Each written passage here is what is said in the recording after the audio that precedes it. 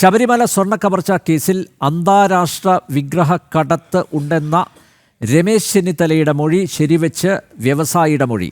തട്ടിപ്പ് സംഘത്തിൻ്റെ വിവരങ്ങൾ സ്പെഷ്യൽ ഇൻവെസ്റ്റിഗേഷൻ ടീമിന് കൈമാറിയതായി വിവരം. ശബരിമലയിലെ സ്വർണത്തെക്കുറിച്ചും വിഗ്രഹക്കടത്ത് സംഘം വ്യവസായിയോട് സംസാരിച്ചിരുന്നു. മൊഴിയിൽ വിശദമായ അന്വേഷണം ആരംഭിച്ച് SIT 500 കോടി രൂപയുടെ തട്ടിപ്പ് ശബരിമലയിൽ നടന്നു എന്നാണ് വ്യവസായി സ്പെഷ്യൽ ഇൻവെസ്റ്റിഗേഷൻ ടീമിനെ അറിയിച്ചത്.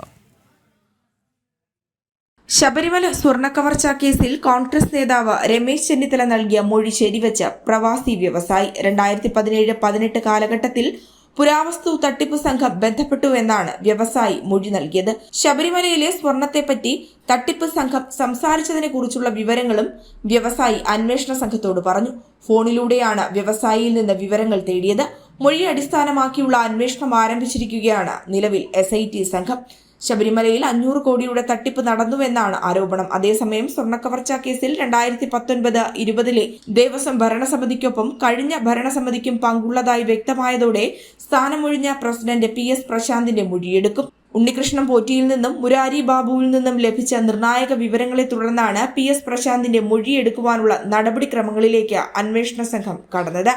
ജനം, തിരുവനന്തപുരം.